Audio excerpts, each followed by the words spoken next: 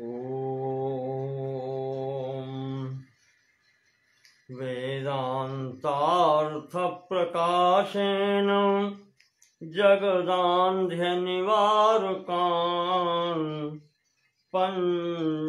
सर्वाचार्याग्रगण्यास्तान् वन्दे शङ्करदेशिकान्। परवाक्यरसाभिज्ञान् सज्जनान् ब्रह्मवित्तमान् निन्दासूयादिरहितान् प्रणमामि महत्तमान्। श्रीमत्सर्वगुरून् नत्वा पञ्चदश्यान्निर्भाषया अद्वैतानन्दस्य व्याख्यानं ब्रह्मानन्दगतस्य मार्गं ते सम्प्रवक्ष्यामि विद्यारण्यप्रकाशितं सम्यक् नाहं विजानामि यथामति वदामि ते। ओम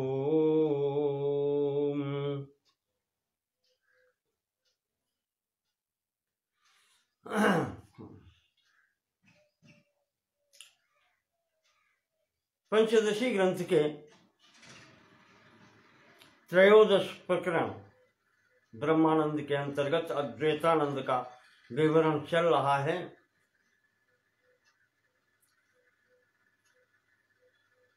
कल हम बात कर रहे थे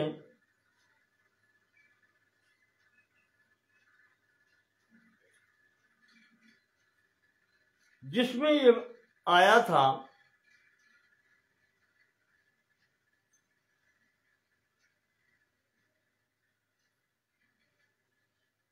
कि मिट्टी से बने हुए घट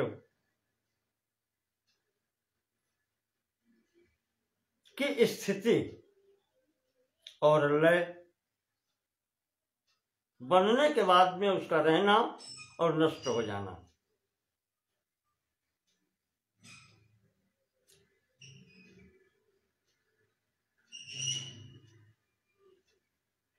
घट का मिथ्यात्व सिद्ध कर देता है। व्यक्ति सम्मुख देखता है कि मिट्टी से घड़ा मेरे समक्ष बना, कुछ समय रहा और उसके बाद में नष्ट हो गया। नष्ट होने के बाद में फिर वो मिट्टी है।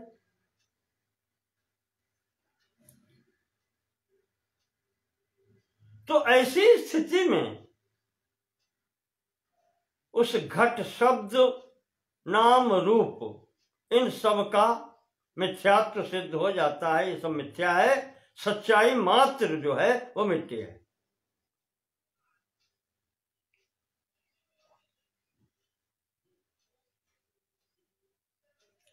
तो इसमें एक शंका उठाई थी कि यदि मिट्टी से व्यक्त घट, उसकी स्थिति और उसका वो जो विकृत रूप, मिट्टी का विकार कहते हैं उसको, घट रूप में समक्ष आया, ये कार्य समस्त मिट्टी कारण है, ये कार्य सब मिथ्या है।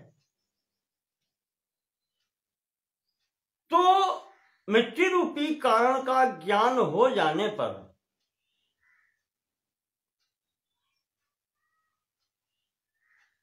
उस ज्ञान की निवृत्ति क्यों नहीं हो जाती कि घट है? क्योंकि बाद में कहीं देखता है, वो जान लेता है कि घट है।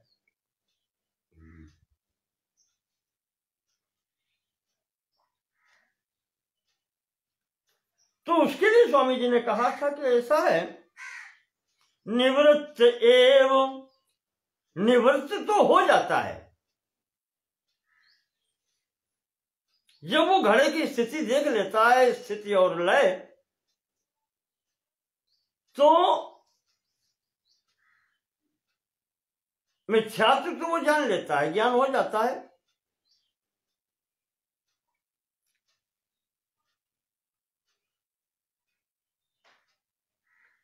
परंतु वास्तविकता का ज्ञान हो जाने पर कि वास्तव में ये मिट्टी है, फिर भी घड़े के स्वरूप का जो ज्ञान है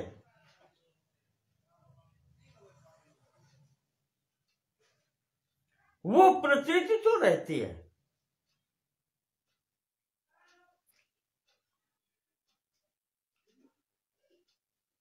ज्ञान तो वो रहता है कि घड़ा ऐसा होता है।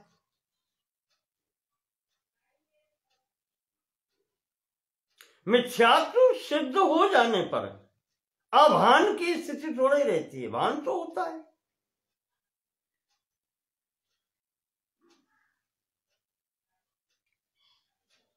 जैसे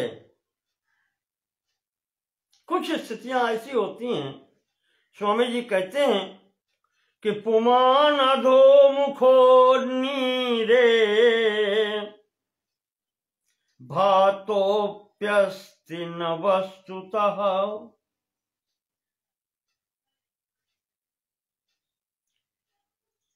कोई भी व्यक्ति जल के पास खड़ा हो, तालाब के किनारे खड़ा हो, तो उसमें उसका प्रतिबिंब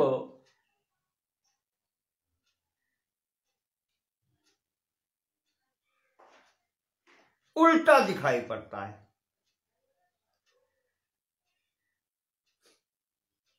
किनारे खड़ा हो तो जमीन पर पैर हैं और ऊपर खड़ा होता है, सिर ऊपर है, पर उसका प्रतिबिंब जब जल में दिखाई पड़ता है तो उसमें उसका सिर नीचे की ओर दिखाई पड़ता है और पैर ऊपर की ओर दिखाई पड़ते हैं।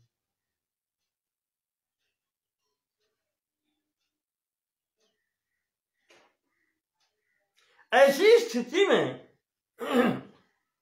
तटस्थमर्त्यवत् तस्मिन् नैव आस्था कस्यचित् क्वचित्।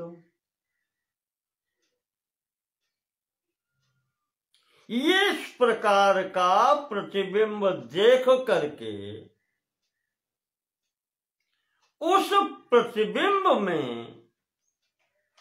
किसी प्रकार की कभी भी किसी की आस्था नहीं होती। अर्थात वो ये कभी नहीं सोचता है कि किसी व्यक्ति का सिर नीचे और पैर ऊपर हो सकते हैं, यद्यपि वो उस जल में प्रतिबिंब देख रहा है।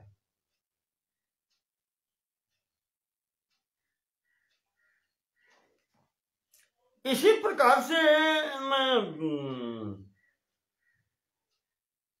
मुझे एक पद याद आ रहा है, कहीं है, ध्यान नहीं कहाँ का है, कि विकृते ही संसारे सत्य सारो न बाध्यते।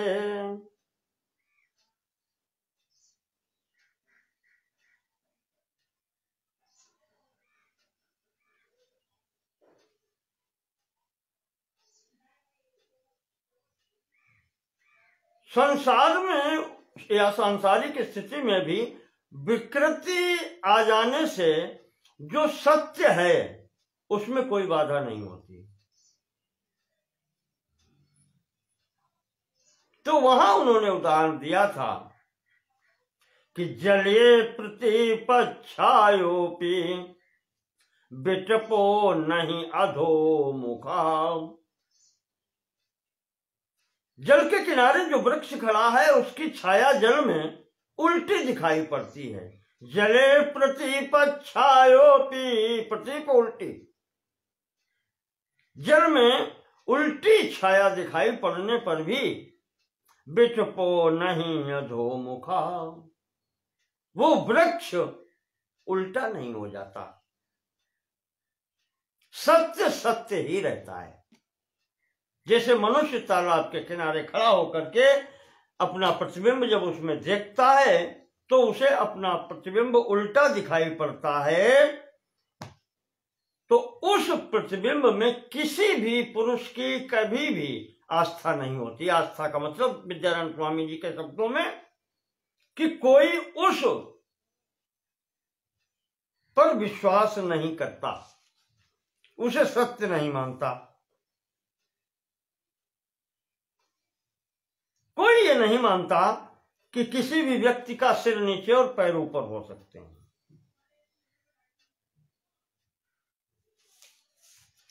ईदृग् बोधे पुमर्थत्वं मतम अद्वैतवादिनाम। बस ठीक इसी प्रकार का जो ज्ञान है वह अद्वैतवादियों का ज्ञान है। ईदृग् बोधे अद्वैतवादिनाम पुमर्थत्वम मतम। पुमर्थत्वम पुरुषार्थ, ज्ञान प्राप्त करने का जो प्रयास है, या वो जिस मार्ग पर चल रहा है उस मार्ग में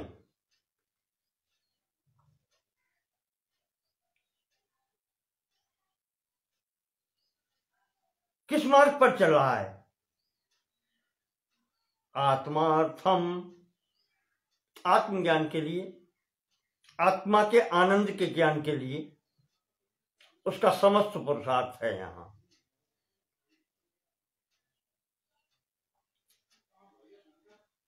तो उस मार्ग पर चलने के लिए उसके पुरुषार्थ में कोई अंतर नहीं आता है। मृद रूपस्या परित्यागाद विवर्तत्वं घटे स्थितम।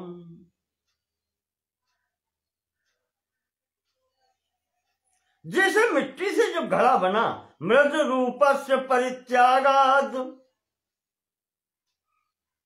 मिट्टी से उसका रूप परिवर्तन होकर के जब घट बना,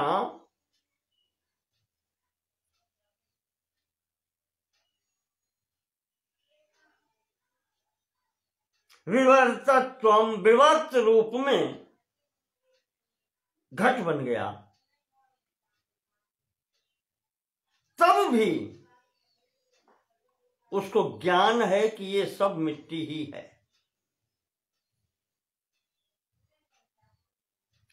तो वो घट को जो सत्य मानता है, जो वो सत्य मानता है, वो स्थिति उसकी हट जाती है।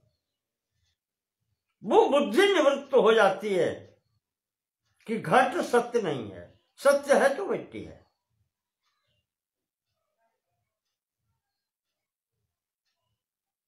बस इतना ही पुरुषार्थ तो है। जगत को मिथ्या जान लेना, यही पुरुषार्थ है। इसको हटाना पुरुषार्थ थोड़ा ही है। इसकी प्रतीति समाप्त करना पुरुषार्थ थोड़ा ही है। पुरुषार्थ है आत्म तत्व को जानना और आत्मा की सत्ता का अनुमान करना, उसके आनंद का अनुभूति करना, और शेष सब मिथ्या है। बस पुरुषार्थ इतना ही है।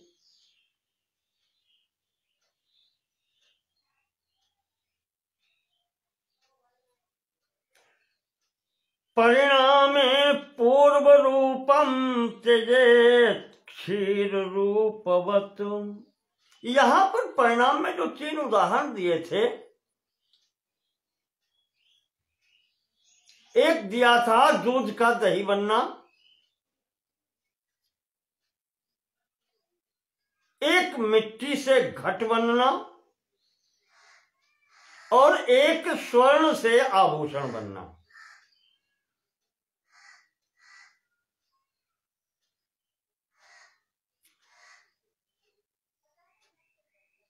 ये तीनों परिणामी में भी आते हैं, पर परिणामी में स्थिति ये होती है दूध से दही बनना।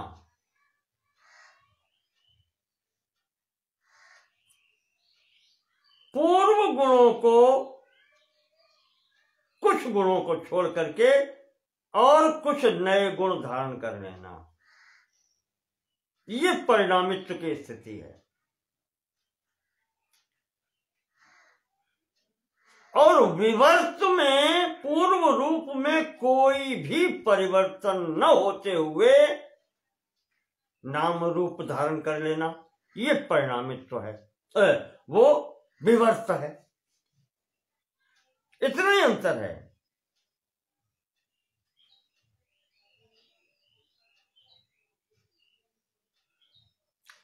तो यहां पर वही बता रहे हैं कि परिणाम पूर्व रूपम त्यजेत तत्क्षीर रूपवत। परिणामी अवस्था में वो दुग्ध जो है, दूध जो है, वो अपने पूर्व रूप को त्याग करके दही रूप में हो जाता है, दही के रूप में हो जाता है। अब इसमें आप अगर विचार करें तो दही वापस हो करके अपने कारण रूप में नहीं आ सकता, परिणामी है। जबकि विवर्त में मिट्टी से घड़ा बनने की स्थिति में वह नष्ट होने के बाद में कारण में लीन होकर के मिट्टी रूप में आ जाता है। वही स्वर्ण आभूषण रूप छोड़ करके और पुनः स्वर्ण रूप में आ जाएगा। मृत सुवर्णे निवर्तेते घट कुंडल योर नहीं। तो परिणामी यह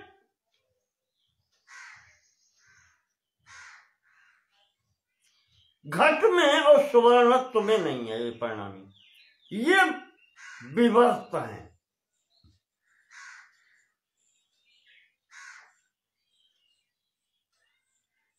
जिसे मैंने कहा था जल में लहरें विवर्त हैं, ऐसे ही मिट्टी से घट बनना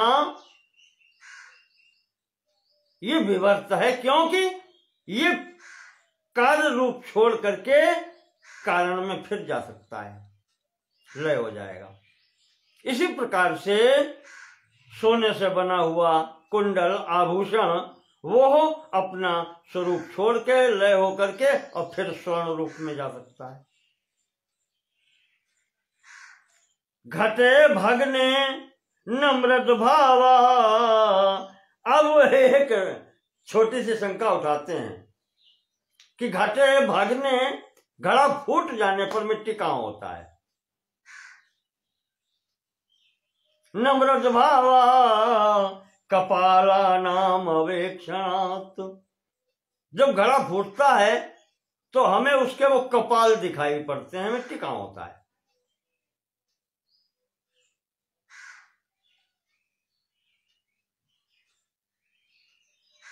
जो आप कह रहे हैं कि वो मिट्टी हो जाता है, कैसे होता है मिट्टी?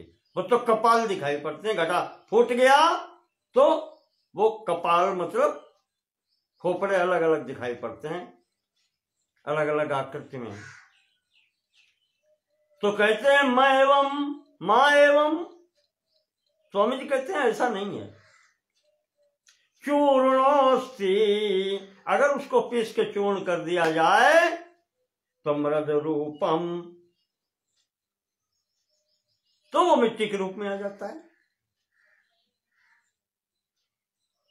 कपाल अगर चूर्ण कर दिया जाए, पीस दिया जाए, तो वो मिट्टी ही है, मिट्टी स्वरूप में है। कपाल कहने के लिए आप कह सकते हैं कपाल, लेकिन घट और कपाल के बाद में भी है तो वो मिट्टी, सत्ता मिट्टी है, सच मिट्टी है। बाद बाकी ये सब नाम रूप अलग अलग हैं, ये विवर्त हैं।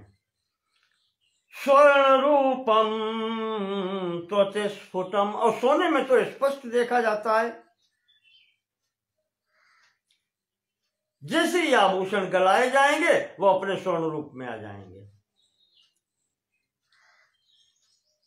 इस कारण से घड़ा जो है वो मिट्टी का विवर्त है, और सोना जो स्वर्ण है वो कुंडल आदि आभूषणों, कुंडल आदि आभूषण जो है वो स्वर्ण के विवर्त हैं। क्षीरादौ परिणामोस्तु पुंसस्तद्भाव वर्जनात्।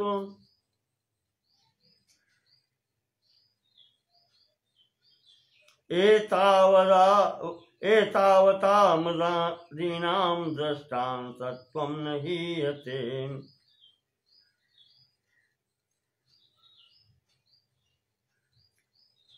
तो कहते हैं कि ठीक है, दूध से क्षीरादौ परिणामोस्तु, इस तीनों का, क्षीरादौ मतलब क्षीर, दूध, मिट्टी और स्वर्ण,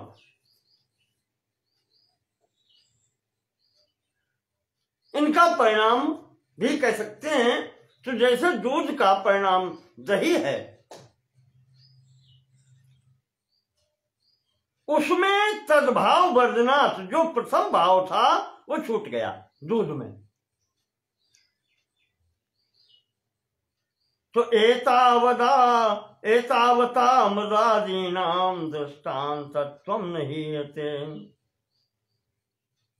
तो उस प्रकार से जैसे दही में अब दूध बनने की स्थिति नहीं दिखलाई पड़ती, संभावना नहीं बनती, पर यह मिट्टी से घट में और स्वर्ण से आभूषण बनने में वो स्थिति नहीं है। ये तो दोनों विवर्त ही कहने पड़ेंगे।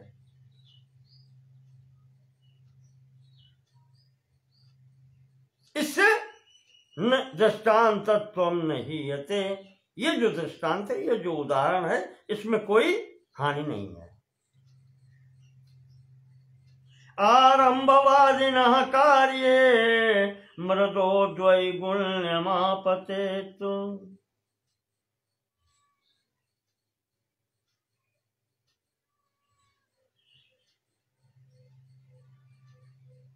रूप स्पर्शादयः प्रोक्ता कार्य कारणयो पृथक।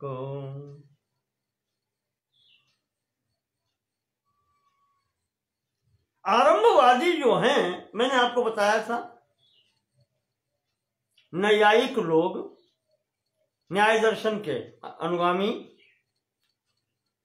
ये आरंभवादी कहे जाते हैं। न्याय वैशेषिक भी आता है लगभग उसी में।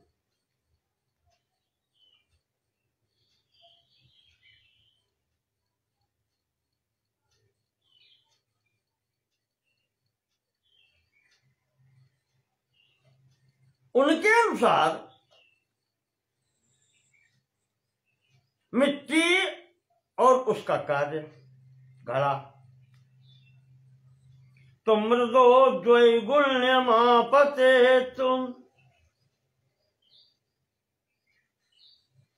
कहते हैं दोनों में अलग अलग गुण होने चाहिए।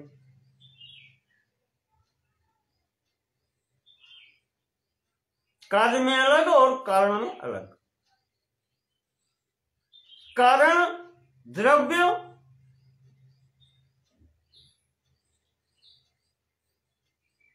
और उससे बनने वाला कार्य, होने वाला कार्य,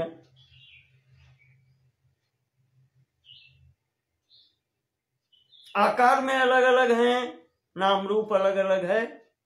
कहते हैं दोनों अलग अलग होने चाहिए। रूप स्पर्शादयः प्रोक्ता कार्य कारणयो पृथक।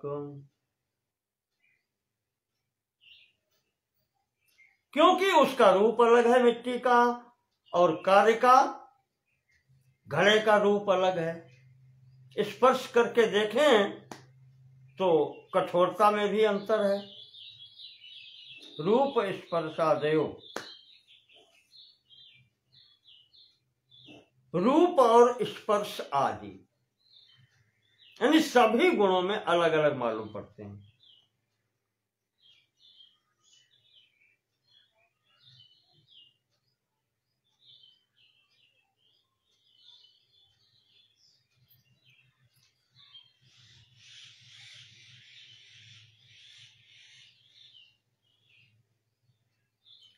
अब ये वो इसलिए कह रहे हैं न्यायिक कि जैसे तंतु उसका गुण अलग है, वहां पर बताया था धागा, धागे से बना हुआ कपड़ा, तंतु का गुण अलग है और उससे बने हुए कपड़े का गुण अलग है।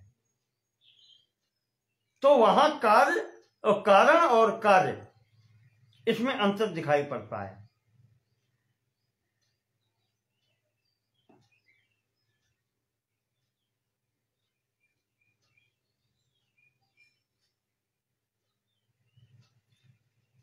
इस कारण से उन्होंने शंका उठाई।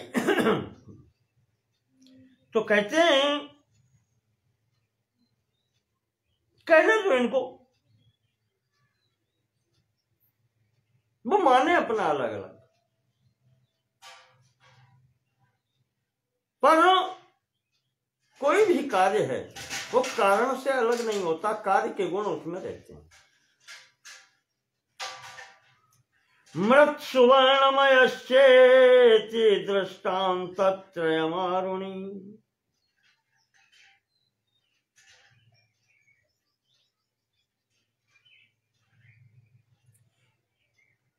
विद्यानंद स्वामी जी कहते हैं कि जो ये विवर्त का जो प्रसंग आया है, इसमें ये दो ही उदाहरण नहीं है जो यहां पर मैंने मृत और सुवर्ण दो दिए हैं, मिट्टी और सोना।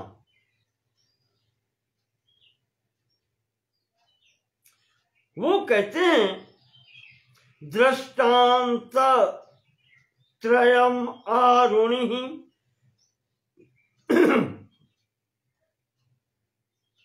महर्षि आरुणि का प्रसंग छांदोग्य उपनिषद में आता है।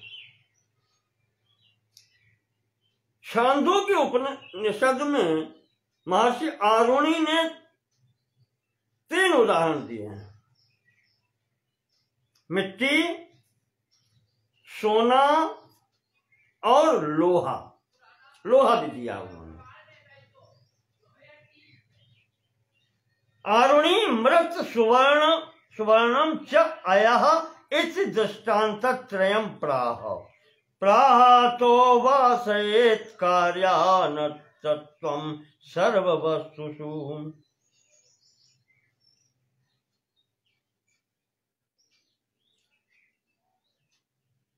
तो वहां उन्होंने 3 उदाहरण दे दिए, यहां मैंने 2 दिए थे। छंदोग्य उपनिषद में महर्षि आरुणि ने 3 उदाहरण दे दिए। कहने का तात्पर्य ये है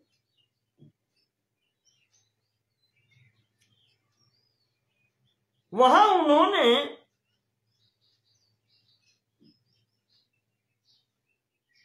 लोहे का उदाहरण उसी प्रकार से दिया जैसे सोने का होता है। उससे भी कुछ पात्र आज बनाए जा सकते हैं लोहे से कार्य रूप में, और पुनः वह कारण में लीन होकर के पुनः लोहा बन जाएगा। तो स्वामी जी कहते हैं कि मेरा तात्पर्य कहने का सिर्फ इसलिए है, केवल इसलिए है कि कार्य को मिथ्या समझो आप। यहां पर विवर्त में जो कारण है उस वही सत्य है, उसका जो भी विवर्त है उसमें विकार होकर के नाम रूप स्थिति में जो बदल जाता है वो सब मिथ्या ही है। क्योंकि लय होने की स्थिति में ये स्पष्ट देखा है कि घड़ा फूट करके मिट्टी हो जाता है, आभूषण गलाने पर पुनः सोना बन जाता है। इसी प्रकार से लौह पात्र भी अगर गला करके बना देंगे तो पुनः लोहा ही हो जाता है।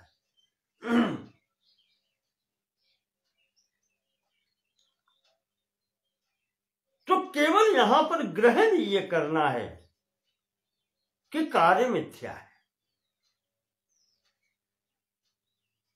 अर्थात तदात्मनः आकाश संभूतः आकाशात् वायो, वायो अग्नि, अग्नि है जलम और अद्वया पृथ्वी। वहां से जो प्रारंभ हुआ है देह पर्यंत ये सब कार्य हैं, तो कार्य मिथ्या। सत्ता आत्मा, आत्मनः आकाश संभूता।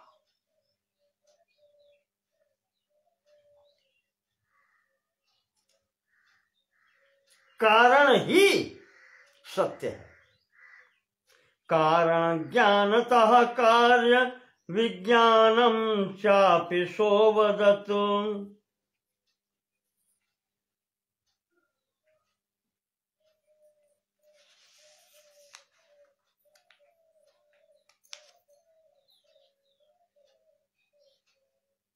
इसीलिए कहा गया है श्रुति में कि कारण ज्ञानतः कार्य विज्ञानम सोवदत। यही इसमें कहा गया है। महर्षि अरुण ने ही यहां पर कहा है, आरुणि ने,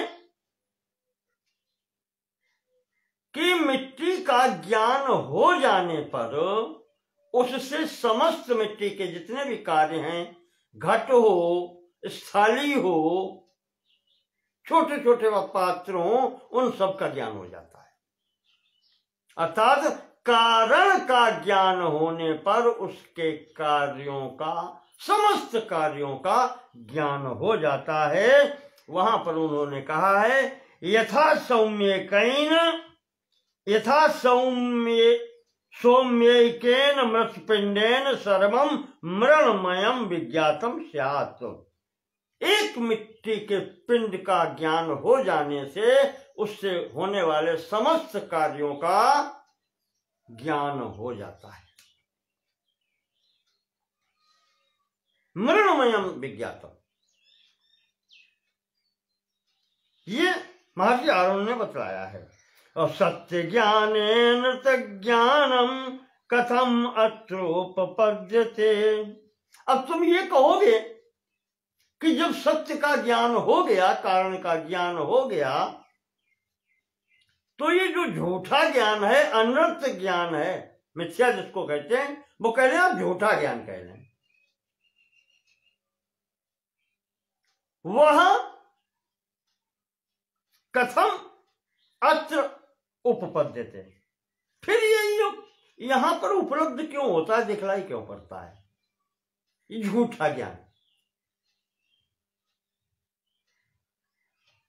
कहते हैं दोनों स्थितियों में होता है।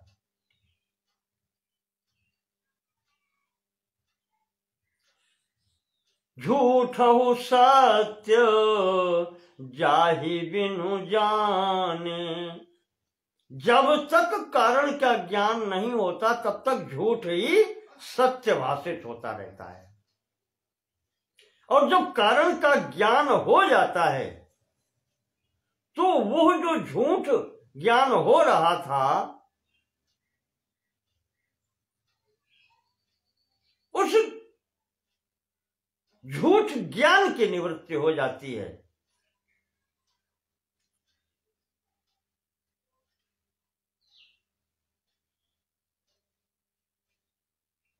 केवल ज्ञान ही तो चाहिए, जो उपलब्धि है वो तो नष्ट नहीं होता है ना। समृत कस्य विकारस्य कार्यता लोक दृष्टितः समृत कस्य विकारस्य कार्यता।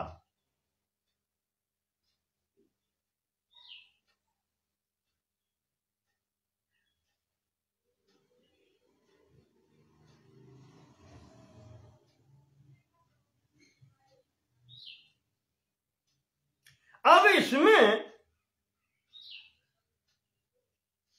वो जो मिट्टी कुम्हार लाया था, उसका ज्ञान हो जाने से फिर वो कूट पीस कर उसको बनाता है, और फिर वो चाक पर रखकर घट रूप में बनाता है। तो इन सब स्थितियों का, वो मिट्टी जो गूंथ के रखी गई, वो घट रूप में आई, ये सब उसके विकार हैं, ये कार्य कहलाते हैं। पर जो मूलतः मिट्टी है उसका अगर ज्ञान हो गया है तो इन सब का ज्ञान हो जाता है। ये लोक दृष्टि में भी देखा गया है, लौकिक व्यवहार में भी देखा गया है। कोई घड़े को देख करके ये नहीं कह सकता कि ये मिट्टी नहीं है। जो भी देखेगा वो यही कहेगा कि मिट्टी से बना है। वास्तवो अत्र मदंशो अस्य बोधा कारण बोधतः।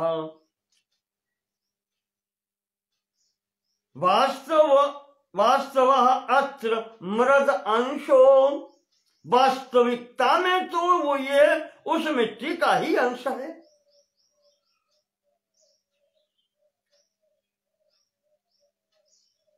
और उसका ही बोध करना है, उसका ही बोध हो जाता है तो मिट्टी का ही बोध करना है।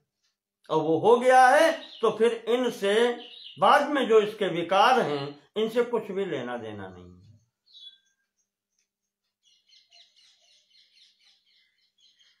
अन्यतांशो न बोधव्य तदबोधानुपयोगतः। इसलिए जो अनर्थ अंश है, जो झूठा ज्ञान है, उसकी आवश्यकता कोई नहीं है। न बोधव्या, उसको नहीं जानना है। क्या जान के करना है? तदबोधो अनुपयोगतः, उसका ज्ञान अनुपयोगी है, वो मेरे लिए उपयोग का है ही नहीं, तो उसको हम जान के क्या करें? अनुपयोगी होने के कारण उसको हम छोड़ देते हैं। मेरा मार्ग है आत्म तत्व जानने का। तत्व ज्ञानम पुमर्थम स्यात्। मेरा मार्ग है जो तत्व ज्ञानी का मार्ग है, वो उसका परम पुरुषार्थ है, यानी कि आत्मज्ञान, परमात्म ज्ञान, ये उसका मार्ग है। कारण स्वरूप का ज्ञान उसे करना है। तो कार्य के ज्ञान उसका उसे नहीं करना है, वो उसके लिए अनुपयोगी है, इसलिए वो मिथ्या करके उसको साइड से कर देता है। अन्यतांशावबोधनम, वो झूठे ज्ञान को लेकर के क्या करेगा?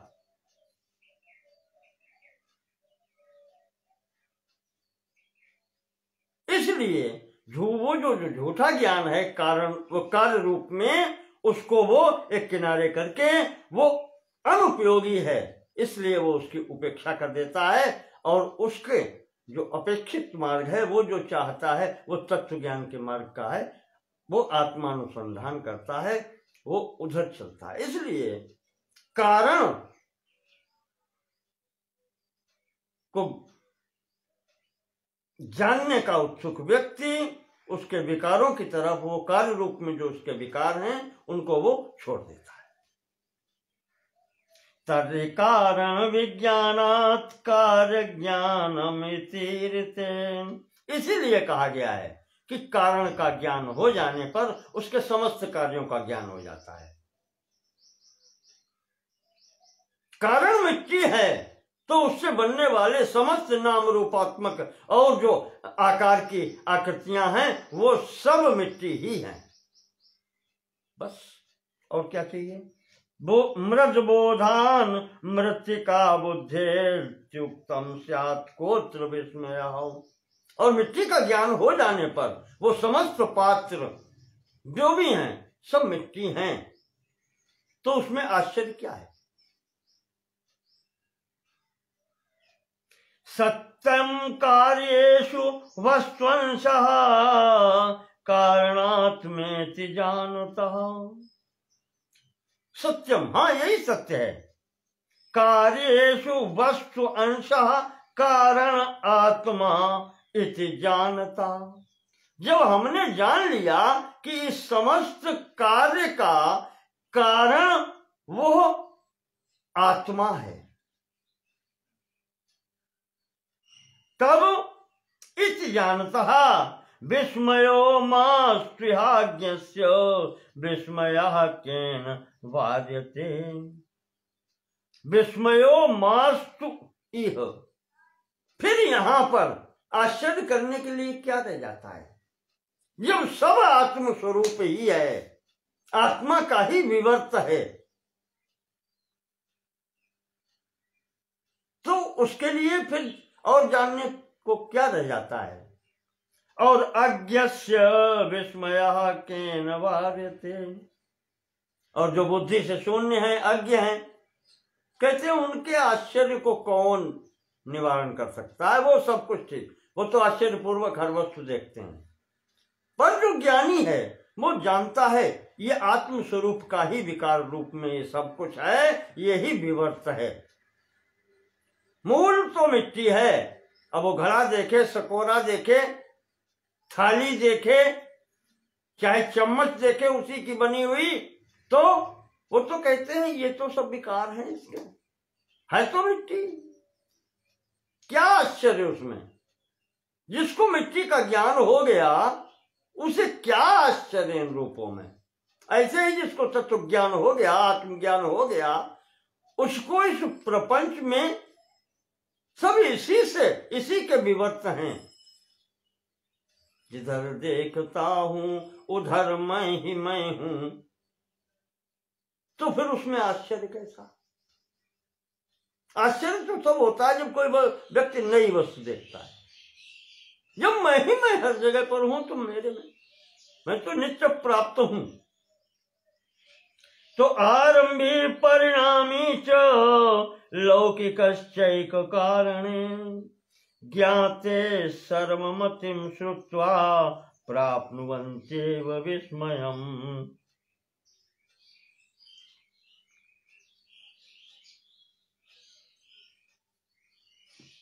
इसीलिए जो आरंभवादी हैं, जो परिणामवादी हैं, वो आश्चर्य करते हैं। वो कहते हैं कि ये कैसे हो सकता है कि मैंने कारण को जान लिया तो समस्त कार्य को मैं जान गया। ये उनके लिए आश्चर्य होता है।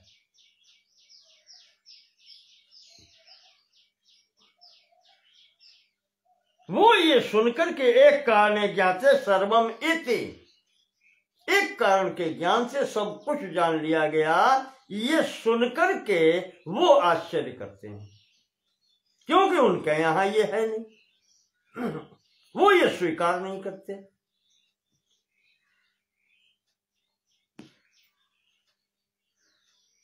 अद्वैते अभिमुखी कर्तुम एवात्रैकस्य बोधतः सर्वबोधा श्रुतौ नैव नानात्वस्य विवक्षया।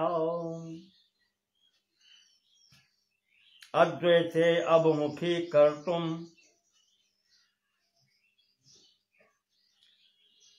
हमारा जो मार्ग है अद्वैत मार्ग है, हम उस पर चलने वाले लोग हैं। तो हम तो श्रुति में बतलाया गया यही मार्ग ग्रहण करते हैं। अद्वैत अभिमुखी कर्तुम, अद्वैत को प्राप्त करने के लिए, अभिमुखी कर्तुम अपनी तरफ प्राप्त करने के लिए, एव अत्र श्रुतौ एकस्य बोधतः, श्रुति में जो कहा गया है, क्या कहा गया है? एकस्य बोधतः सर्वबोधा, उस एक को जान लेने पर संपूर्ण का ज्ञान हो जाता है। तो हम तो वो वाक्य मानेंगे,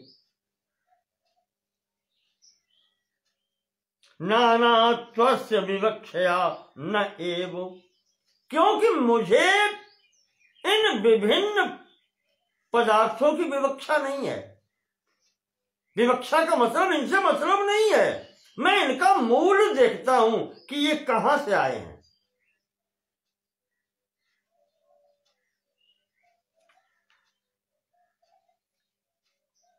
ये छांदों की श्रुति में आया है,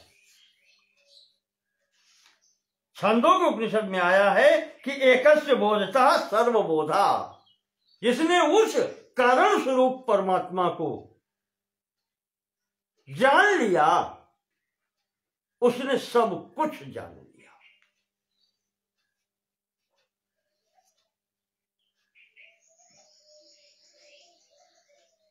क्योंकि मार्ग उस एक को जानने का ही हमने पकड़ा है कि मैं कौन हूं या वो परमात्मा तत्व क्या है, ये मार्ग है मेरा। तो मार्ग में जितने भी विघ्न उसके आते हैं वो सब हम एक तरफ करते चले जाते हैं, उनसे हमें कुछ लेना देना ही नहीं है। हमारी विवक्षा जो है वो आत्म तत्वानुसंधानम है।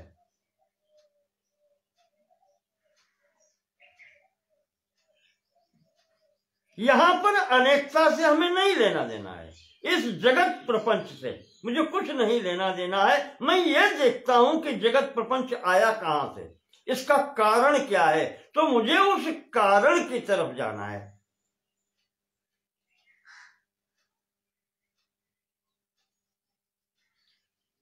एक मृत पिंड विज्ञानात् सर्व मरणमय धीर यथा। जैसे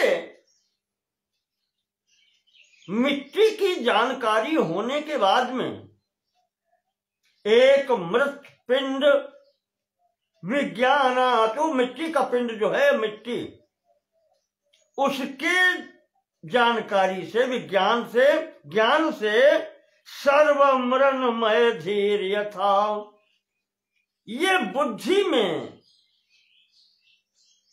जितना भी मिट्टी से बना हुआ प्रपंच है उसका ज्ञान हो जाता है। वो बुद्धि जान लेती है कि ये सब इसी का विवर्त है, इसी का विकार है,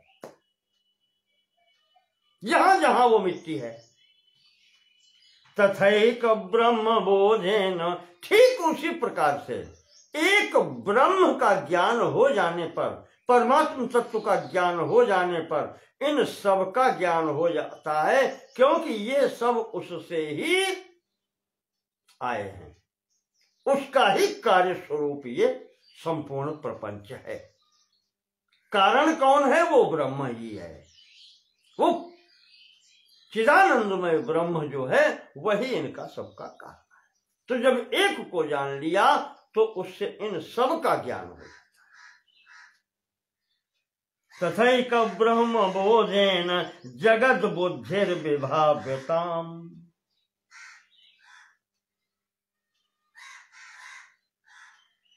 उसी के लिए ये श्रुति में आता है कि एकेन मृत पिंडेन सर्वम मरणमयम विज्ञातम स्यात्। एक मिट्टी के पिंड को जानने से उससे बने हुए समस्त मिट्टी के जो बर्तन है उनका ज्ञान हो जाता है। ठीक उसी प्रकार से उत तमादेशम अप्राक्षो येना श्रुतम श्रुतम भवति। मतम मतम विज्ञातम विज्ञातम। उस एक को सुन लेने से सब कुछ सुन जाता है, उसका मनन करने से सबका मनन हो जाता है। उसको विज्ञातम, उसको जान लेने से विज्ञातम विज्ञातम भवते, सर्वम विज्ञातम भवते। एकेनैव विज्ञातम सर्वम विज्ञातम भवते। उस एक का ही ज्ञान पर प्राप्त कर लेने से इस संपूर्ण प्रपंच का, संपूर्ण जगत का भी ज्ञान हो जाता है। तो सच्चित सुखात्मकम ब्रह्म और नाम रूपात्मकम जगत।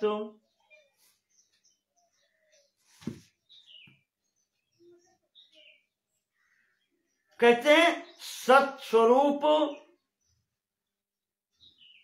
ज्ञान स्वरूप, चित स्वरूप यानी चैतन्य स्वरूप, सुखात्मकम ब्रह्म वो आनंद स्वरूप, सुख स्वरूप जो है वो ब्रह्म है।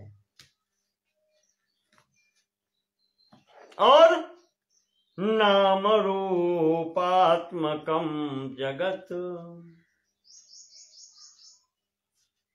और जो नाम रूपात्मक है वो संसार है। उसमें तो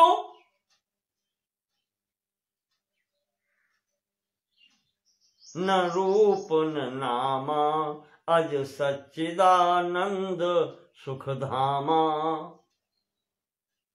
वो परमात्मा कैसा है जिसका न कोई नाम है न रूप है, सब कुछ उसी का है। वो अजन्मा है, सच्चिदानंद है, सत्य है, एकमात्र सत्ता है, चित स्वरूप है, ज्ञान स्वरूप है, चैतन्य स्वरूप है और आनंद स्वरूप है, सुख स्वरूप है।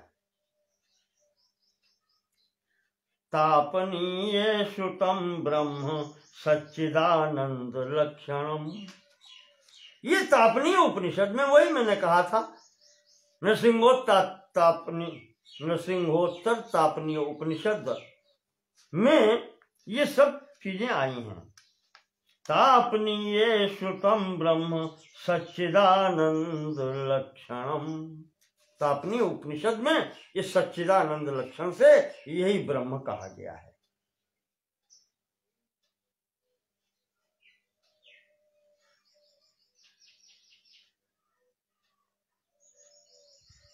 ब्रह्मैवेदं सर्वं सच्चिदानंद मात्रम। ये नृसिंहोत्तर तापनीय उपनिषद में आया है। तो श्रुति भी यही कहती है इसको।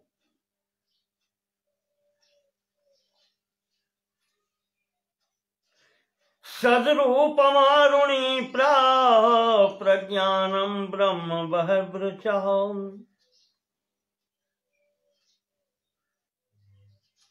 इसी को महर्षि आरुणि ने सद्रूपम, सच रूप बताया है, सत्ता मात्र रूप, सद वही है। प्रज्ञानम ब्रह्म बहुवृचः, और प्रज्ञानम ब्रह्म भी श्रुति कहती है।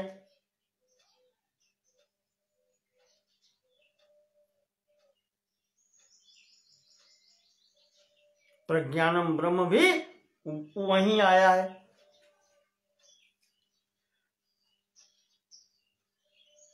ऐतरेय उपनिषद, ऐतरेय उपनिषद में आया है प्रज्ञा प्रतिष्ठा प्रज्ञानम ब्रह्म,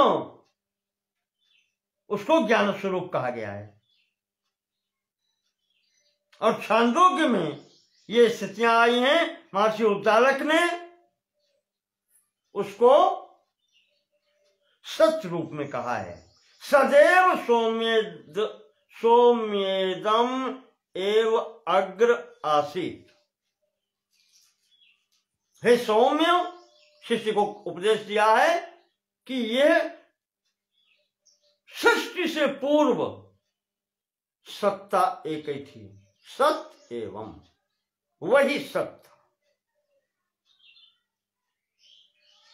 और इसी श्रुति में जब नारद जी को उपदेश दिया है सनत कुमार जी ने अंतिम भाग में, जहां महर्षि नारद ने प्रश्न किए हैं, तो छांदोग्य उपनिषद में ही वहां जहां भूमा प्रकरण आया है, वहां पर इसको कहा गया है यो वै भूमा तत् सुखम। ये जो भूमा है, ये जो परमात्मा है, वो परब्रह्म है, यही सुख है।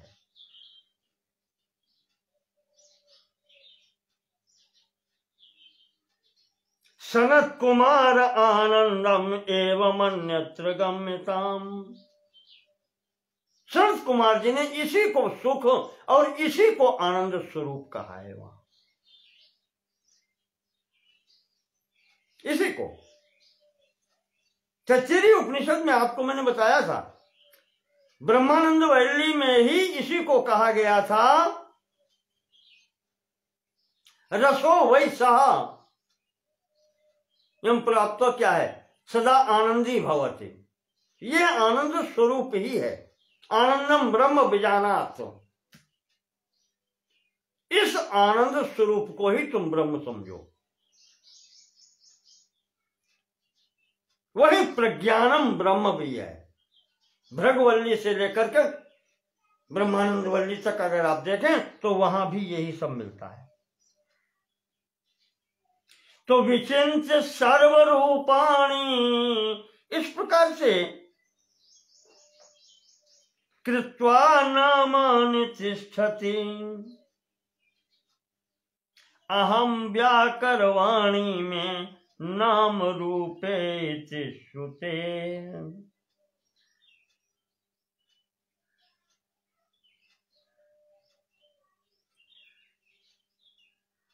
और वहीं पर सर्वाणि रूपाणि विचिन्त्य धीरो नामानि कृत्वाभिवदन् यदास्ते, ये जो समस्त प्रकट रूप दिखाई पड़ते हैं इनका चिंतन करके वो नामानि रूपाणि, इनका नाम और रूप नाम रखता है। नामानि कृत्वा तिष्ठति, नामकरण ये स्वयं करता है।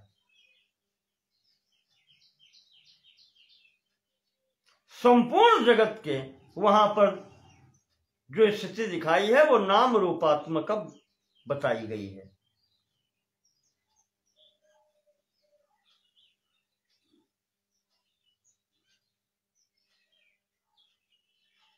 वही आया है कि अहम व्याकरवाणी इमे नाम रूपे। श्रुति ये भी कहती है कि अहम व्याकरवाणी,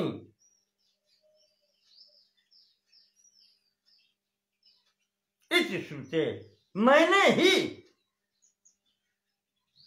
इन का नाम और रूप किया है।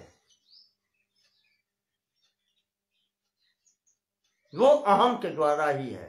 पहले अहम तब इनका नाम रूप, वो भी उधर से ही आया है। अव्याकृतम पुरा सृष्टेर ऊर्ध्वं व्याक्रियते द्विधा, अव्याकृतम पुरा सृष्टि, सृष्टि के पूर्व जब ये सब विकृत नहीं हुआ था, अर्थात इसमें कोई विकार नहीं हुआ था,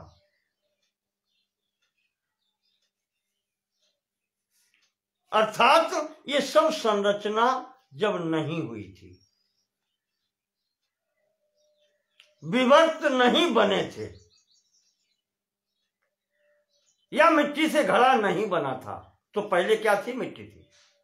तो सृष्टि पूरा घड़ा बनने से पहले क्या है? मिट्टी। वैसे ही ये समस्त जगत बनने से पूर्व सृष्टि पुरा अव्याकृतम, वो जो था वो अव्याकृत था, उसमें कोई विकार नहीं था,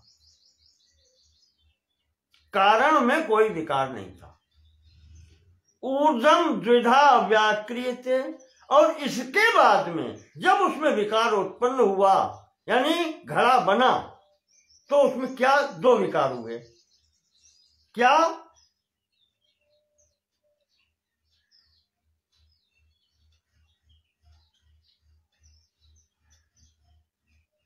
नाम और रूप, दो विकार हो गए। उससे पहले कारण रूप में जब था तब इसमें कोई विकार नहीं था। सृष्टि के पहले इसमें कोई विकार नहीं था, वो कारण रूप सच्चिदानंदमय ब्रह्म ही था। लेकिन जब इसमें विकार हुए, आत्मनः आकाश संभूता, तो आकाश का नाम भी आ गया और उसका कुछ स्वरूप भी आ गया।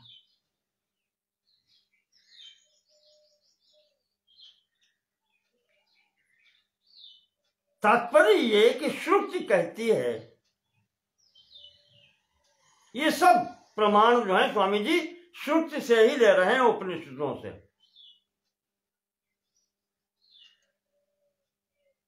तो वहां ये कहा गया पहले इसका नाम रूप नहीं था, और जब विकार हुआ, जैसे मिट्टी से जब घट बना है, तो उसका घट नामक नाम भी हो गया और उसका रूप भी हो गया। ब्रह्मणि अचिंत शक्ति माया ऐसा अव्याकृताभिधा, अव्याकृत जो कहा गया है, जब विकार नहीं था, उस अव्याकृत को आप कह सकते हैं अव्यक्त रूपिणी, अव्यक्त रूपा परमेश शक्ति ही, वो परमात्मा की शक्ति ही उसी अव्यक्त को कहा गया है यहाँ पर। अव्याकृत के उसमें कोई विकार नहीं आया था, वो सतोगुण तमोगुण और रजोगुण की साम्यावस्था थी, तब वो अव्यक्त थी। और जैसे ही साम्यावस्था में थोड़ा परिवर्तन होता है, वैसे ही वो व्यक्त हो जाती है, तब व्यक्त हो गई, संसार रूप में आ गई, सृष्टि हो गई। तो ये अचिंत्य शक्ति माया वही है जो अव्याकृत रूप में पहले थी। वो परमेश्वर शक्ति, वो उसी सच्चिदानंद परमेश्वर की शक्ति है। अविक्रिय ब्रह्मनिष्ठा विकारम याति अनेकधा। ये जो अविक्रिय ब्रह्मनिष्ठित उसकी शक्ति है, जिसमें कोई विकार नहीं है,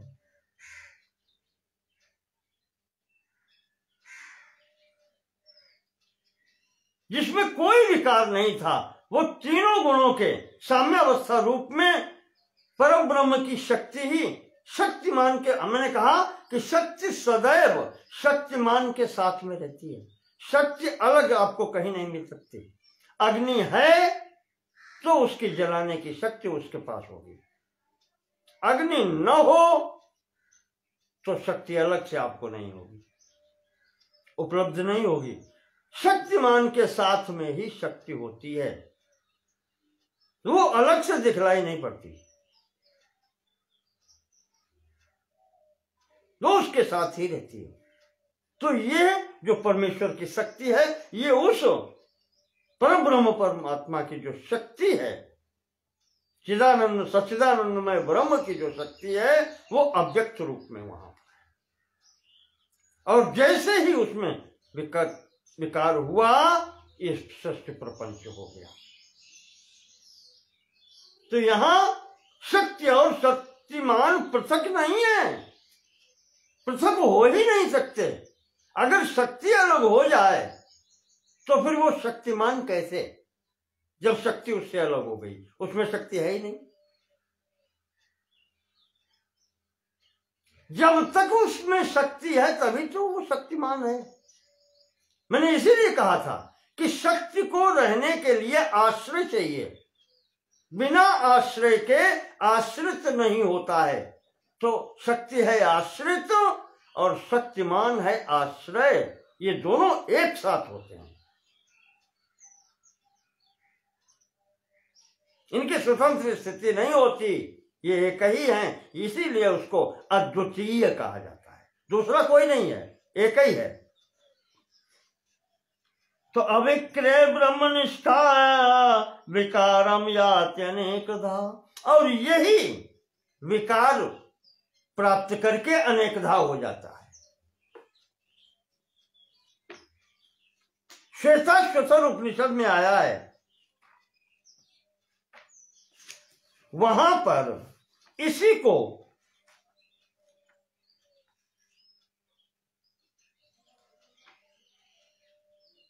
कहा गया है, मायाम तो प्रकृति विज्ञान मायनम तो महेश्वरम। इसीलिए वहां पर कहा गया है कि ये जो जगत प्रपंच बनाने वाली है, ये माया है, और इसको रखने वाला, या कहना चाहिए कि जो इसका स्वामी है, वो महेश्वर है। ये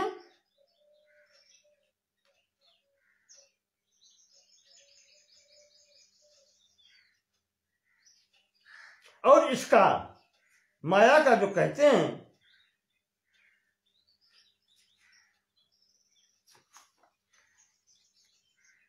उन्होंने ऋषियों ने ही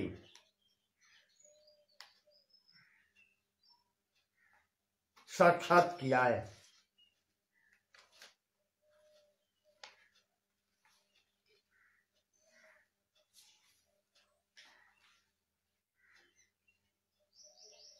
मायां तो प्रकृतिं विज्ञान मायिनं तो महेश्वरम तस्यावयव भूतस्तु व्याप्तम सर्वम इदम जगत। ये श्वेताश्वतर उपनिषद कह रहा है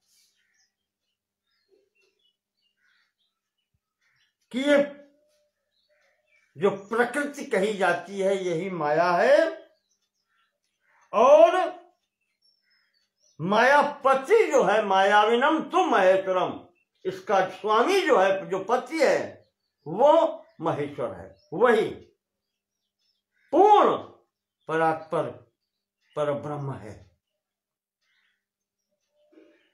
और उसी के अंश में ये सब हैं।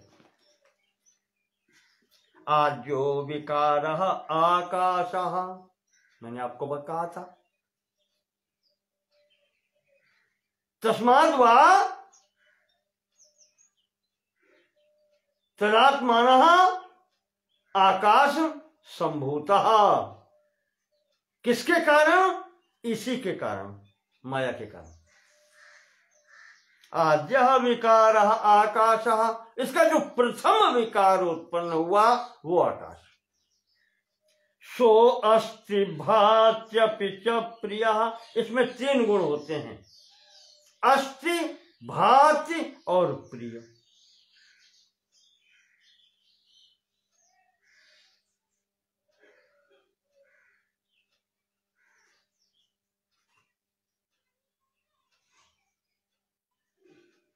एक जगह आया है, अस्ति भाति प्रियम रूपम नाम चेत्यंश पंचकम।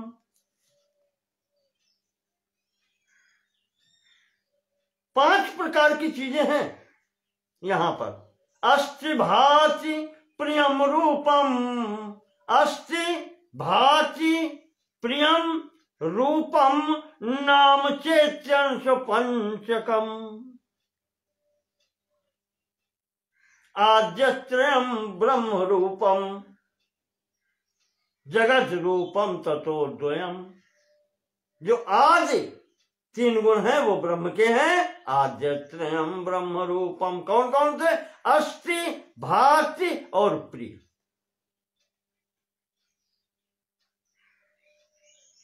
ये ब्रह्म रूप में है। और नाम रूप जगत द्वयम्, और नाम रूपात्मक है वो सांसारिक के गुण हैं, जगत द्वयम्। ये स्थिति है। तो आद्यो विकारः आकाशः सोऽस्ति भात्यपि च प्रियः।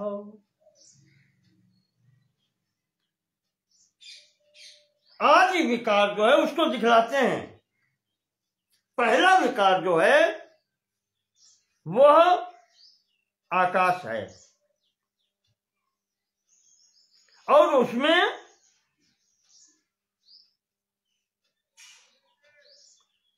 अवकाशस्तस्य रूपम तन्मिथ्या न तु त्रयम् न तु तत्त्रयम्। कहते हैं कि इसमें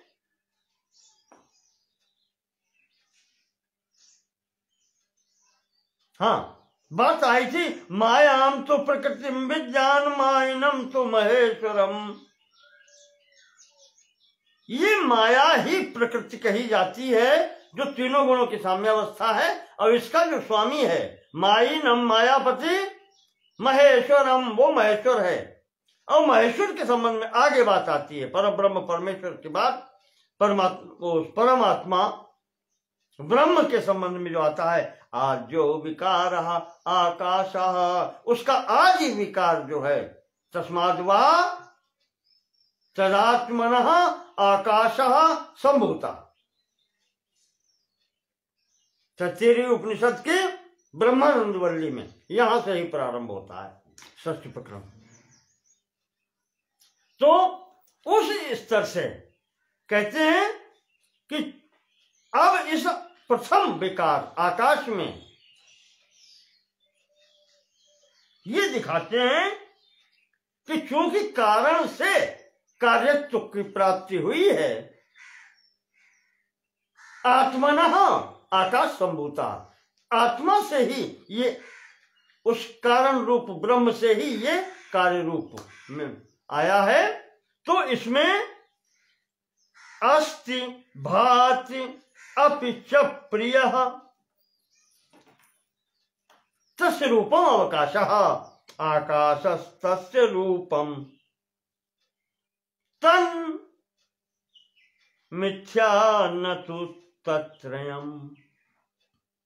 ये जो अवकाश रूप में, खाली स्थान के रूप में जो आकाश दिखाई पड़ता है, कहते हैं ये मिथ्या है।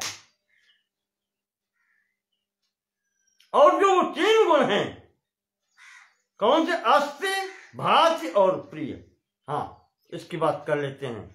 अस्ति का मतलब सत्ता मात्र है जहां पर कह देते हैं तो उसकी हम सत्ता स्वीकृत कर लेते हैं। जब हम कहते हैं कि नहीं है, कोई वस्तु नहीं है लग गया, इसमें कुछ भी नहीं है, तो नहीं तो है, नहीं की भी सत्ता स्वीकृत हो जाती है। शून्य है, शून्य की सत्ता स्वीकृत हो गई, तो अस्ति यानी वो सत्ता जो सदैव रहती है, सत, जिसको सत्ता कहते हैं। सच्चिदानंद में प्रथम शब्द सत, जो सदैव रहने वाला है। और भाति, जो भासित होता है,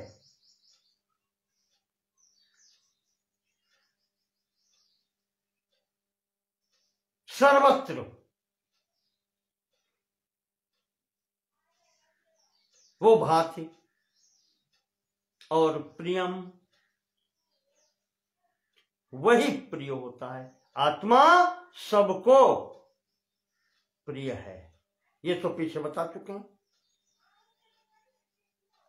महर्षि वाल्मीकि ने अपनी पत्नी, महर्षि याज्ञवल्क्य ने अपनी पत्नी मैत्रेयी को उपदेश दिया है कि कोई किसी से प्रेम नहीं करता है, वो सब अपने से ही प्रेम करते हैं। तो ये तीन गुण जहां है, अस्ति, भाति, प्रिय, वहां पर उस सत्ता की उपस्थिति हर जगह पर है। कहा उसो कहां जहां प्रभु नाई, वो सत्ता है। तो अस्ति भाति प्रियम रूपम नाम चैत्यंश पंचकम आद्यत्रयम ब्रह्म रूपम जगत रूपम ततोद्वयम। जो जगत रूप है, नाम और रूपात्मक, वो मिथ्या है, वो हमारा किया हुआ है,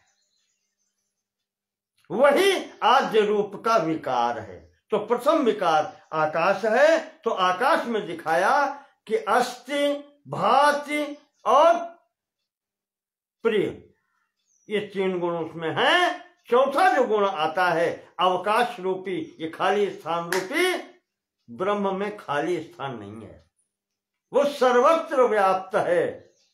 तो ये कल्पना है हमारी कि ये जो खाली स्थान दिखाई पड़ता है, ये आकाश है। यही ज्ञान मिथ्या ज्ञान है, यही झूठा ज्ञान है। बस, तो ये उपेक्षणीय है, मुझे इसकी तरफ नहीं जाना है। मैं तो आत्म तत्वानुसंधान करने वाला, पर ब्रह्म के तत्व का अनुसंधान करने वाला हूं। मुझे जो मिथ्या है उसकी तरफ से क्या जाना। तो न व्यक्तेह पूर्वम अस्त्येव न पंच न पश्चापि नाशता। ये जब आकाश उत्पन्न हुआ था, कहते हैं इसके पहले भी खाली स्थान नहीं था, और जब आकाश लीन हो जाएगा उस पर ब्रह्म सच्चिदानंदमय ब्रह्म में, तब भी अवकाश नहीं होगा, ये खाली स्थान उसमें भी नहीं। क्योंकि अगर खाली हो तो फिर ब्रह्म तो परिपूर्ण है, उसमें कोई खाली स्थान नहीं है। ये समस्त जो कुछ भी प्रपंच है उसी में है, तो खाली स्थान कहां से हुआ? अद्वैत तत्व है वो, कहते हैं कि जो आकाश तत्व दिखाई पड़ा, इसके पूर्व भी जब इसकी सृष्टि नहीं हुई थी तब भी वही था, और जब यह विलीन हो जाएगा तब भी वही रहेगा। आदौ अन्ते चयन्नास्ति वर्तमाने पितर्थता। और ये शास्त्रीय नियम है, जो पहले नहीं था, जो बाद में नहीं रहेगा, तो वो वर्तमान में भी नहीं है। उसकी आप सत्ता कैसे मान सकते हैं? यही गीता में भगवान ने अर्जुन से कहा है। ये शरीर जन्म लेने से पहले कहाँ था, ये शरीर मरने के बाद में कहाँ रहेगा? तो इसको तुम ये क्यों सोच रहे हो कि ये वर्तमान जो हमें आंखों से दिखाई पड़ रहा है ये सदैव बना रहेगा? रहता ही नहीं है। तो ये न पहले सत्य था न बाद में सत्य है, तो अब सत्य कैसे हो गया? ये तो आने जाने वाली चीज है, आती है जाती रहेगी। सत्ता मात्र एक है जो इस मशीन को चलाने वाला है। अव्यक्तादीनि भूतानि व्यक्त मध्यानि भारत। स्वामी जी गीता का श्लोक लाते हैं कि जो पहले अव्यक्त था अब बीच में व्यक्त हो गया।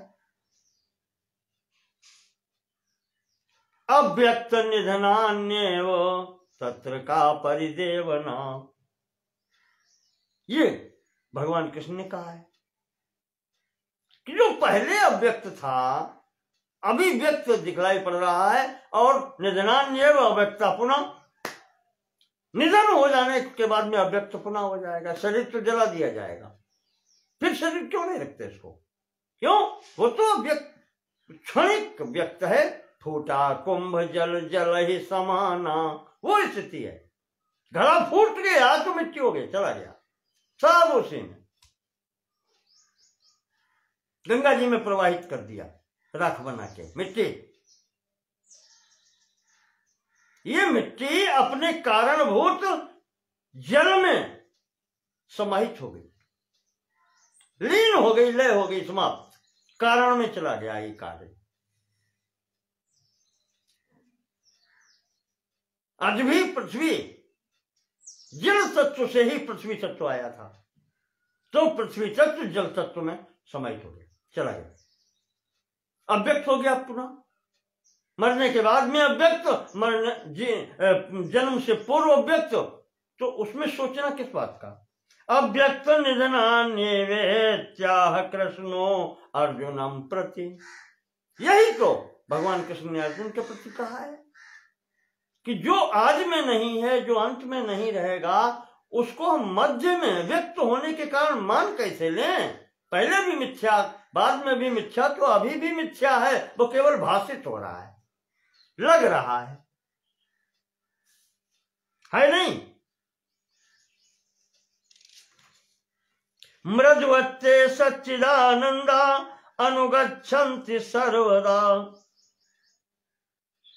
जैसे मिट्टी से जब सृष्टि होती है, घड़े आदि बनते हैं, तो पहले मिट्टी थी, मध्य में थोड़ी देर के लिए नाम रूपात्मक वो घड़ा तैयार हो गया, और अंत में फूट करके पुनः मिट्टी। तो हम घड़े की सत्ता कैसे मान लें? मिट्टी तो मिट्टी ही है, उसमें घड़े की सत्ता नहीं है। निराकाशे सदादीनाम अनुभूति निजात्मनि। वैसे ही जैसे मिट्टी भूत भविष्य और वर्तमान समय में उस घड़े में उपलब्ध रहती है, मिट्टी ही सत्य है, इसी प्रकार इस जो परमात्म तत्व है, सच्चिदानंदमय तत्व है, उससे व्यक्त होने के पश्चात ये नाम रूपात्मक जो प्रपंच है वो पहले भी नहीं होता है, अव्यक्त से अव्यक्त रूप में भी नहीं है, सृष्टि से पूर्व भी नहीं है, सृष्टि के पश्चात भी लीन हो जाएगा, नहीं रहेगा, तो अभी भी वो नहीं है। इसीलिए इसको कहते हैं ये मिथ्या है।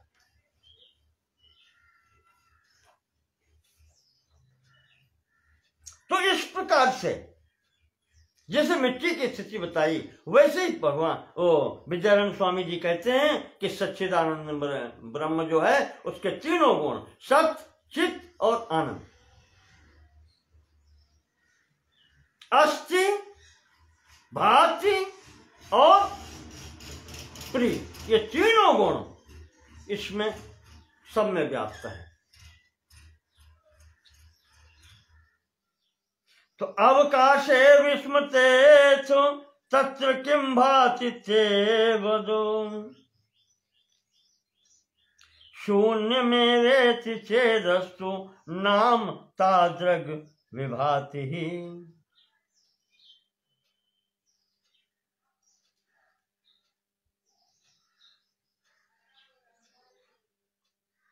अब यहां पर एक बात कहते हैं स्वामी जी कि अच्छा ठीक है, ये आकाश रूप में जो तुम्हें खाली जगह दिखाई पड़ती है, थोड़ी देर के लिए भूल जाओ कि ये खाली जगह नहीं है।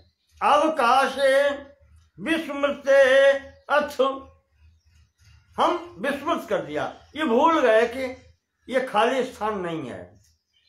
तत्र किम भाति में वद, अच्छा तब बताओ कि तब तुम्हारे विचार से या तुम्हें कैसा लगेगा। भाति, क्या भास होगा।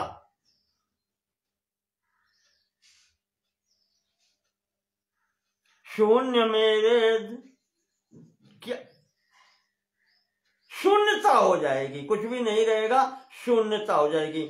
शून्य शब्द एक और आ गया, नाम आ गया। स्वामी जी कहते हैं कि शून्यम एव इति, इसको आप शून्य कह सकते हैं। तो चेद अस्तु,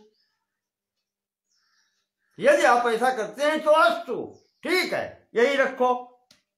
नाम तादृग विभाति,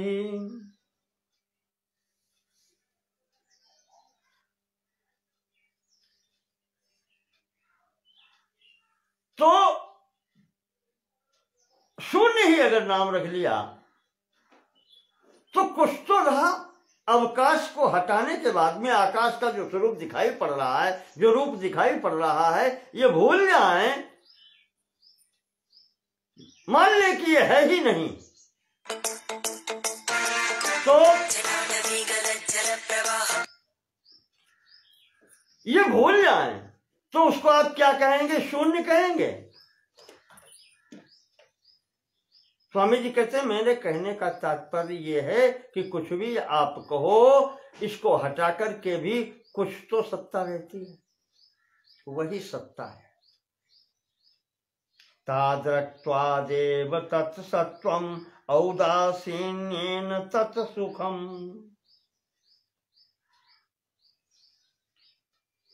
इसी प्रकार से सब कुछ हटा करके जो प्रपंच दिखलाई पड़ता है, जो कुछ बचता है, वही सत्ता है, वही सत्ता है।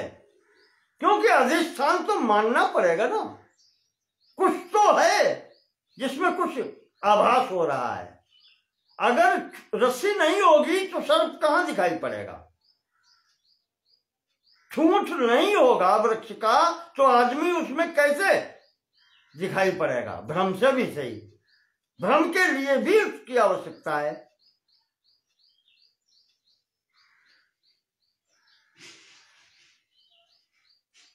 तो कहते हैं सब हटा दो, सब विलीन कर दो। आकाश अंतिम तत्व बताया, प्रथम तत्व भी, और जब लय होकर के जाता है तो वो अंतिम तत्व। तो अवकाश समाप्त कर दें तो जो बचता है, आपने कह दिया शून्य है, चलो नाम हो गया शून्य, कुछ तो कहना है। परब्रह्म परमात्मा न कह करके शून्य कह दिया, पर कुछ तो बचता है, और जो बचता है वही एकमात्र सत्ता है।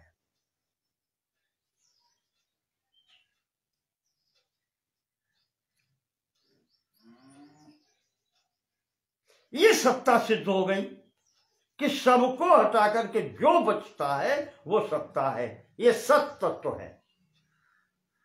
दूसरा,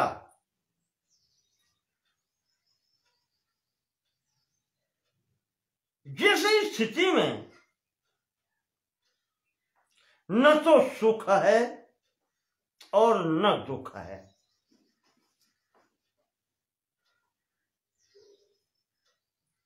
जिसको पहले उदासीन अवस्था कहा था,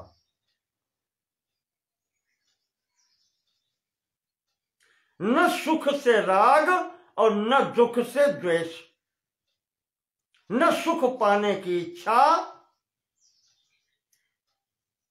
न किसी को छोड़ने की इच्छा।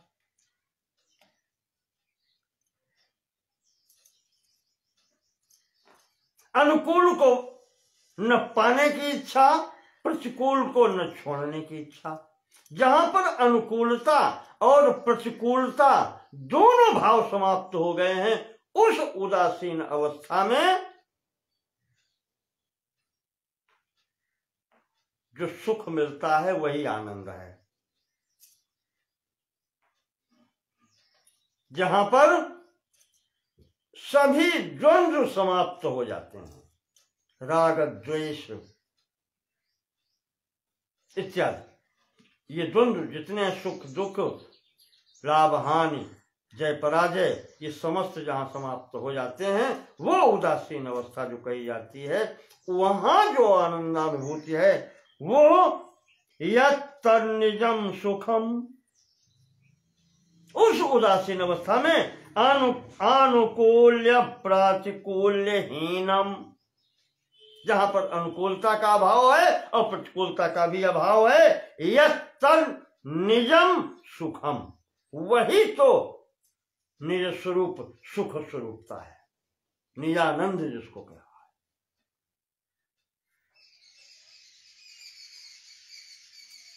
आनुकूल्ये हर्षधि स्यात् प्रातिकूल्ये तु दुःखधि, द्वया भावे निजानंदो निज दुःखम न सुखचित्। स्वामी जी कहते हैं कि जहां पर अनुकूल्ये हर्षधि स्यात्, देखो अनुकूलता होने पर, किसी पदार्थ की, किसी घटना की या किसी व्यक्ति की अनुकूलता होने पर खुशी होती है, और प्रतिकूलता विपरीतता होने पर दुख होता है। अब जहां पर दोनों स्थिति समाप्त हो जाएं, दोनों स्थिति समाप्त हो जाएं, न प्राप्त करने की इच्छा न छोड़ने की इच्छा, न कुछ प्राप्त करना शेष रहा न कुछ छोड़ना शेष रहा, तो द्वया भावे निजानंदो, जहां पर दोनों वस्तुओं का अभाव, राग और द्वेष का अभाव हो जाए, अनुकूलत्व और प्रतिकूलत्व के भाव का अंत हो जाए, वही निजानंद कहा जाता है। क्योंकि कहते हैं कि निज दुखम न तु क्वचित, निज स्वरूप में दुख है ही नहीं। आत्मा अपने से ही प्रेम करता है, जो पहले बता चुके हैं। तो जब वो तो स्वतः प्राप्त है, उसको तो छोड़ने पकड़ना नहीं है, छूट पकड़ सकते नहीं, वो तो अकेला है, द्वितीय है। तो वही पूर्ण सुख है, वही निजानंद है, उसको कोई छोड़ पकड़ नहीं सकता।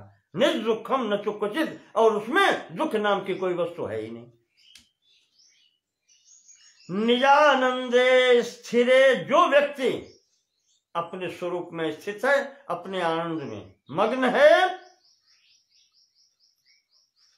निजानंदे स्थिरे हर्ष शोकयोर व्यत्ययः क्षणात् मनसा क्षणिकत्वेन तयोर मानसते स्थिताम्। स्वामी जी कहते हैं कि अगर तुम ये कहोगे कि वहां पर हर्ष और शोक के लिए कोई स्थान ही नहीं है, सुख दुख की कोई बातें नहीं है, तो ये जो जिसको तुम आनंद कह देते हो, क्या ये प्रसन्नता का भाव नहीं है, हर्ष नहीं है? निजानंदे स्थिरे, जो निज आनंद में स्थित है, क्या उसको हर्ष नहीं है?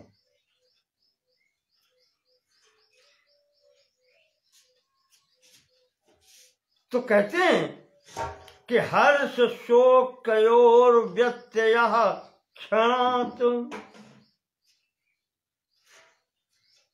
कहते हैं हर्ष और शोक की स्थिति जहां हर्ष होगा शोक भी होगा, इसलिए शब्द प्रयोग नहीं कर रहे हैं, वो आनंद ही प्रयोग करते हैं। और कहते हैं ये हर्ष और शोक की स्थिति ये विकार में है, ये मन में है। मनसः क्षणिकत्वेन, ये मन जो चंचल है, क्षणिक है, इसके कारण होते हैं। तयोर मानसते स्थिताम, ये हर्ष शोक की स्थिति ये मन के द्वारा है, ऐसा तुम जानो।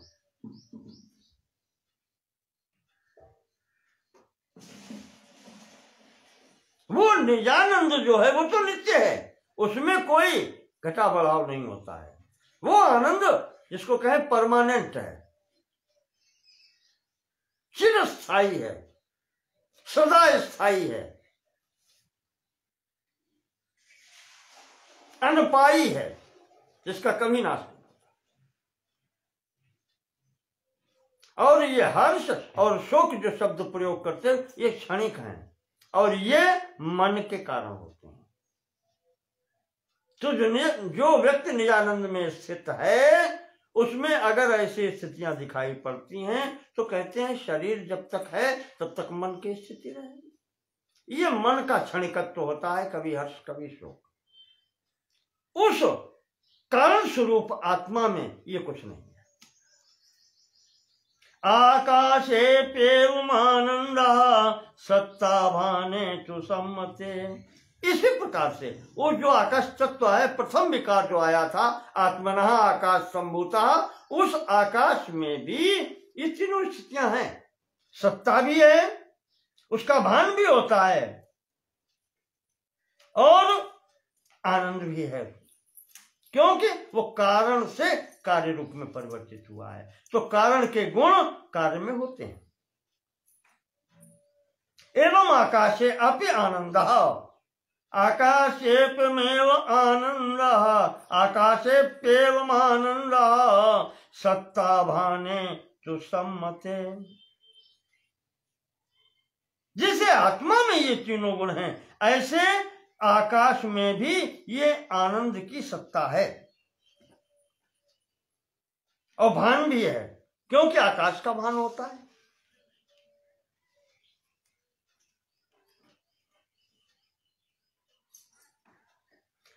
और स्वामी जी ने कहा कि जैसे एक तत्व में बता दिया और आकाश से फिर वायु हुआ, वायु से तेज हुआ, तेज से जल हुआ, जल से पृथ्वी हुई।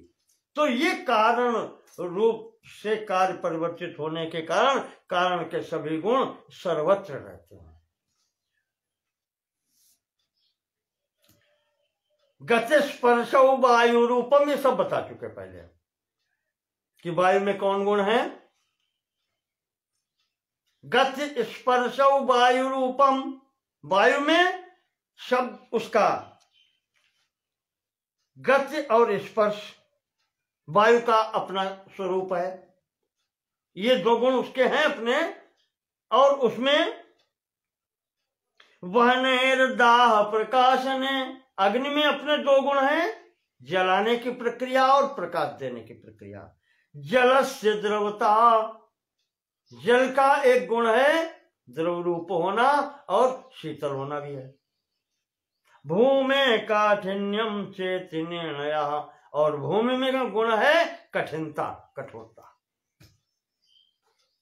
असाधारण आकार औषध्यन्य वपुष्यपि एवं विभाव्यम मनसा तत्तद रूपम यथोचितम।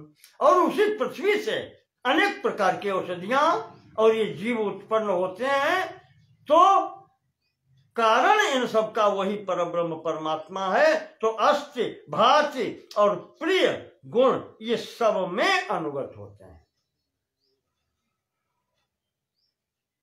मन से कहते हैं तो अपनी बुद्धि से सोच लो।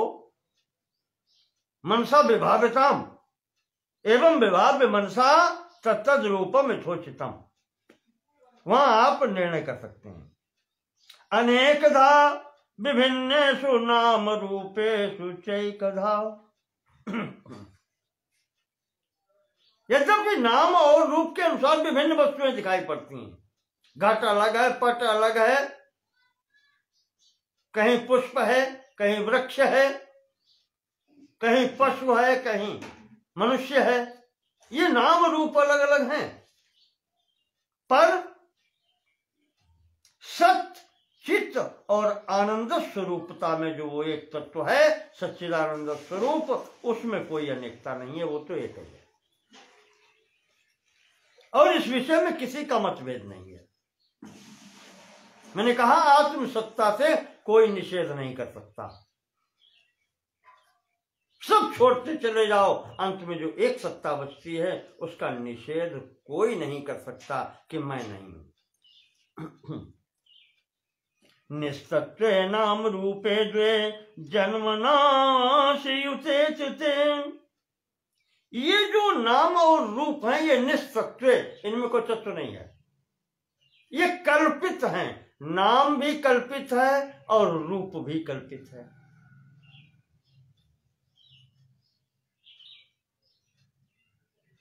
कैसे? जैसे मिट्टी से घड़ा बनाया, एक बड़ा सा बना दिया, उसको कहते हैं घड़ा, ठीक है। उसी आकार का गोल, बीच में फूला हुआ, ऊपर मुंह और नीचे छोटा, इतना बड़ा सा बना दिया, उसका कुछ और नाम होता है। लोटा कहना उसको, जैसे हम लोग प्रयोग करते हैं, पात्र, जल पात्र। और उसी आकार को और बड़ा कर दिया तो उसमें अनाज इत्यादि भर के घर में रखते हैं, उसको कहते हैं, हमारे यहाँ कोठार कहा जाता है, जिसमें अन्न संग्रह किया जाता है। अब एक ही प्रकार के रूप है और नाम अलग अलग तीन हो गए। तो नाम भी कल्पना है और रूप भी कल्पना है। और नाम और रूप का ही नाश होता है। मिट्टी वैसी की वैसी रहती है, घड़ा का रूप का नाश हो जाता है और रूप का नाश होने पर उसका नाम भी नाश हो जाता है। मिट्टी तब भी थी, मिट्टी अब भी रह जाती है, मिट्टी सत्ता है। तो बुद्ध्या ब्रह्मणि वीक्षस्व समुद्रे बुध बुधादिवत। कहते हैं कि इसी प्रकार से उस परम ब्रह्म परमात्मा के संबंध में सोचो कि उससे उत्पन्न होने वाला जो ये नाम रूपात्मक विकार है, उसका विवर्त स्वरूप है, ये इसकी सत्ता नहीं है, ये मिथ्या है। ब्रह्म सत्य है, वही सत्य है, कारण रूप जो है वो सत्य है। जले बुध बुधादिवत, जैसे जल में भरा हुआ शांत जल, समुद्र का ले लीजिए या कैसा भी, उसमें जो बुलबुले बनते हैं, बुलबुला क्या है? उसकी आकृति जो बनती है वो जल की ही आकृति है, जल से ही आकृति बनती है। जैसे बुलबुला, जैसे जल की लहरें वो क्षणिक होती हैं, बुलबुला कुछ देर रुक जाता है। तो बुलबुला एक नाम है, एक रूप है, लहरें एक नाम है, एक रूप है, वास्तविकता नहीं है। थोड़ी देर में सब जल ही जल है, सत्ता वास्तविक वो सागर है। ऐसे ही ब्रह्म की सत्ता है, उसमें जितने भी ये विकृतियां आती हैं, जितने भी ये विवर्त बनते हैं, ये मिथ्या है। तो सच्चिदानंद रूपेस्मिन् पूर्णे ब्रह्मणि वीक्षिते स्वयमेवावजानाति नाम रूपे शनैः शनैः। और जब कोई ऐसा अधिकारी व्यक्ति जो है इस सत्य, चित्त और आनंद स्वरूप का ज्ञान प्राप्त कर लेता है, पूर्ण ब्रह्मणि, वो परिपूर्ण ब्रह्म जो सर्वव्यापी है, उसमें ये तीनों गुणों का साक्षात्कार जिसमें कर लेता है, फिर उसके बाद में स्वयं एवावजानाति, स्वयं एव अवजानाति, अवजानाति, फिर वो उस झूठी जानकारी को छोड़ देता है। जानाति अवजानाति, जान लेता है और अवजानाति फिर वो नहीं जानता है, उसकी ओर नहीं देखता है, उसकी अवज्ञा कर देता है। ऐसे कर लो, ज्ञान धातु से भी।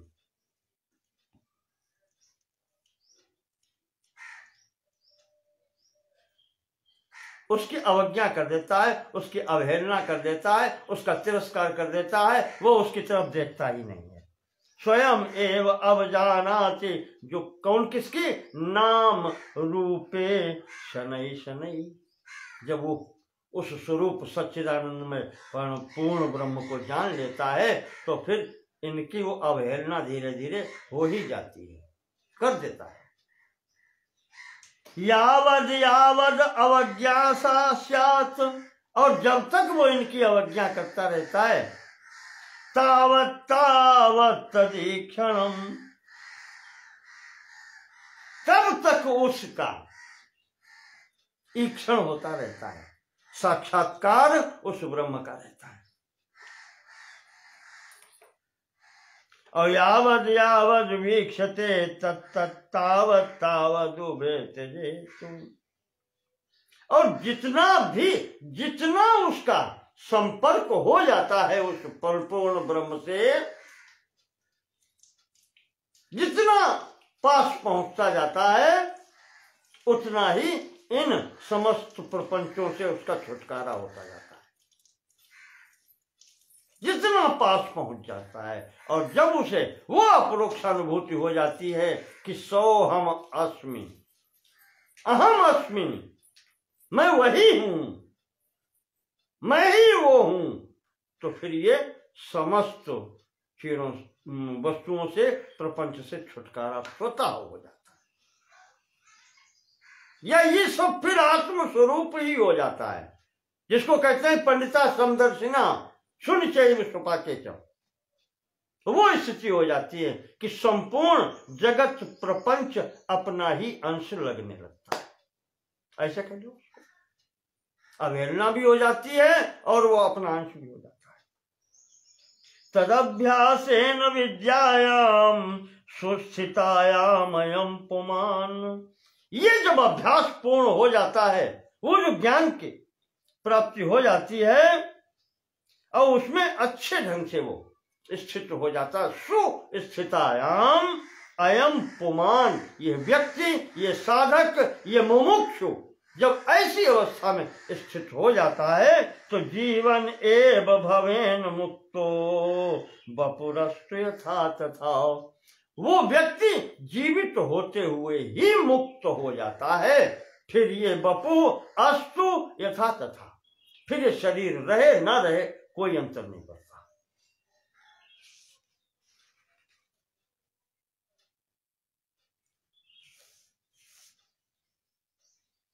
शरीर कैसे रहेगा ये उसकी स्थिति नहीं रहती। प्रारब्ध भोग वश जो इसको आयु मिली है, फिर इस शरीर तो उतने समय तक रहेगा।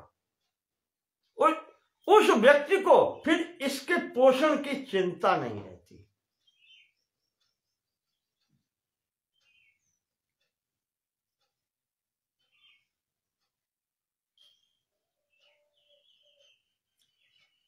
प्रारब्ध कर्मों के संयोग से ये शरीर मिला है, तो उन प्रारब्ध का जब तक फल भोग नहीं हो जाता तब तक शरीर रहता है।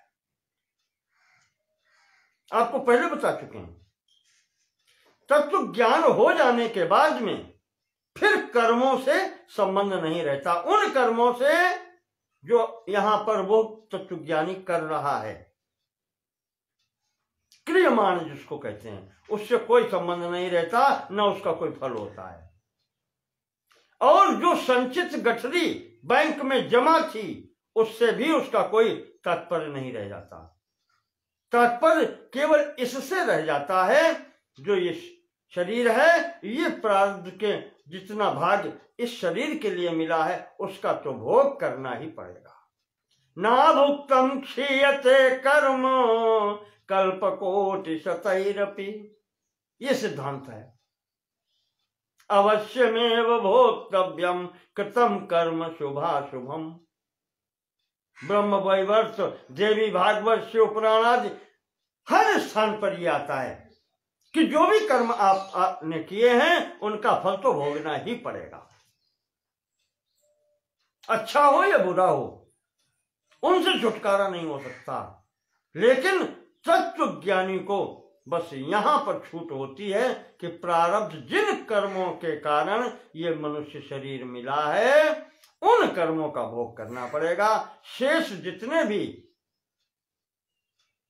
पाप पुण्य है पहले के और यहां अब जो स्थिति है वो समस्त समाप्त हो जाती है। पिछले पड़े हैं वो जैसे आग में रुई जलती है वो जल जाते हैं, और यहां आकर के तत्व ज्ञान हो जाने के बाद में फिर कोई ऐसा कर्म होता ही नहीं है, वो करता ही नहीं है। फिर शरीर के कारण जो स्वतः सांस लेनी पड़ती है हो जाती है। भोजन मिल गया तो हो गया, न मिले तो मांगता नहीं है। परीक्षित को जिसमें शाप लगता है कि 7वें तुम्हारी मृत्यु है, परीक्षित जी निश्चिंत तो हो जाते हैं। कहीं दिखाओ परीक्षित जी रोए नहीं है कहीं, वो उसी भाव से लेते हैं कि 7 दिन तक मेरा कुछ नहीं बिगड़ना, चाहे मैं भोजन करूं न करूं कुछ नहीं बिगड़ना। 7वें दिन मृत्यु का तात्पर्य कि जो ये शेष जीवन के 7 दिन रह गए हैं इसमें कोई भी अनिष्ट नहीं होगा, और इस भाव से वो कथा सुनने को बैठते हैं। तो इस भाव से लेने पर ये भाग्यशाली लोग होते हैं जिन्हें ये पता चल जाता है कि अब प्रारब्ध कर्मों के वशीभूत होकर के तुम्हारा शरीर इतने दिनों के लिए ही रह गया है। शाप और वरदान और कुछ नहीं होता, आगामी आने वाली घटनाओं की सूचना हो जाती है कि बेटा समझ जाओ तुम्हारे ऊपर ऐसा समय आने वाला है। समझना खुद को होता है। परीक्षित को मौत बताई गई है 7वें दिन, चाहते तो रो के व्यक्ति रोते रोते मर जाता कि हाँ ये ऐसा हो जाएगा। हाँ क्या आवश्यकता है, जब आए हैं तो जाना तो है ही, उसमें रोना क्या है। अभी जाएंगे या 100 साल बाद जाएंगे, जानकारी हो गई है कि 7 दिन बाद जाएंगे तो तैयारी कर रखो। अरे कहीं जाना है तो उसके अनुसार तैयारी करो, और ऐसे तैयारी करो कि पुनः लौट के ना आना पड़े। खूब कर लिया यहां पर आकर के, जो सुख दुख उठा लिए, अब इस पचड़े में न पड़ना पड़े, ये तैयारी उन्होंने कर ली। 7 दिन में हो गई, चलिए कोई कष्ट नहीं। तो इसी तरीके से कहते हैं कि जब वो सच्चिदानंद स्वरूप का ज्ञान हो जाता है तो इस सृष्टि प्रपंच से अपने आप छुटकारा हो जाता है। तच्चिंतनम तत्कथनम अन्योन्यम तत्प्रबोधनम, फिर उसी का चिंतन होता है, उसी के विषय में बातचीत की जाती है, और एक दूसरे को समझना समझाना वही होता है। एतद एक परत्वम च, ये एक परता जिसको कहते हैं अनन्य भाव। ब्रह्माभ्यासम विदुर्बुधा, जब उस ब्रह्म का चिंतन ही अनन्य भाव से होने लगता है तो इसी को ब्रह्माभ्यास कहते हैं। वासनानेक कालीना दीर्घ कालम निरंतरम सादरम चास्यमाने सादरम चाभ्यस्यमाने सर्वथैव निवर्तते। कहते हैं जो अनादि काल की वासनाएं इस कबाड़ में भरी हैं, मस्तिष्क में भरी हैं, बुद्धि में भरी हैं, दीर्घ कालम निरंतरम, वो वासनाएं जो भरी हैं वो कैसे निकले, तो कहते हैं दीर्घ कालम, समय लगेगा, ये मत सोचो कि एक क्षण में निकल कर भाग जाएंगी। निरंतरम, निरंतर प्रयत्न करना पड़ेगा। साधनम च अभ्यासम, माने, आदर पूर्वक उनको छोड़ने का अभ्यास करना पड़ेगा। ऐसे नहीं होता कि कोई कह दे चलो तुम्हारी सब छूट गई, न किसी के कहने से होता है न अपने सोचने से होता है। इसका अभ्यास करना पड़ता है। ये सब कुछ छोड़ने का, जो अनेक जन्मांतरों के कारण इस मस्तिष्क में, इस बुद्धि में वासनाएं भरी हुई हैं, जिनके कारण एक शरीर से दूसरे शरीर में जाना आना निरंतर लगा रहता है। कहते हैं उनको छोड़ने के लिए धैर्य पूर्वक दीर्घ काल तक निरंतर आदर पूर्वक श्रद्धा पूर्वक अभ्यास करना पड़ता है। ये नहीं कि एक दिन कर लिया अरे छोड़ो यार ये हमसे नहीं होता, तो नहीं होगा। श्रद्धा पूर्वक, श्रद्धा मैंने कहा था शास्त्रेषु गुरु वाक्येषु, शास्त्रों में की बात का मानना और गुरु की आज्ञा का मानना, ये दोनों, जिसमें सत्य बुद्ध्यावधारणा, सत्य समझ करके उनको धारण करना, यही श्रद्धा है। इस मार्ग पर चलना है तो ये दोनों कार्य करने पड़ेंगे। तो सादरम चाभ्यस्यमाने सर्वथैव निवर्तते, इस प्रकार से निरंतर दीर्घ काल तक अभ्यास करने पर इन वासनाओं से छुटकारा मिल जाता है। इस प्रकार से यहां तक आज हम पहुंचते हैं और इस प्रसंग को हम यहीं स्थगित करते हैं। आगे दूसरी बात आएगी। अभी अद्वैतानंद का प्रकरण चल रहा है, अद्वैतानंद प्रकरण। अद्वैतानंद क्या होता है उसका प्रकरण चल रहा है। अब इसका उपसंहार हम कल के खंड में करेंगे। बहुत बहुत धन्यवाद। नमो नमः। जितनी मति के अनुसार हम आपके सामने रख रहे हैं, विद्वानों की वस्तु है, अनाधिकारी चेष्टा है, क्षमा करेंगे। धन्यवाद।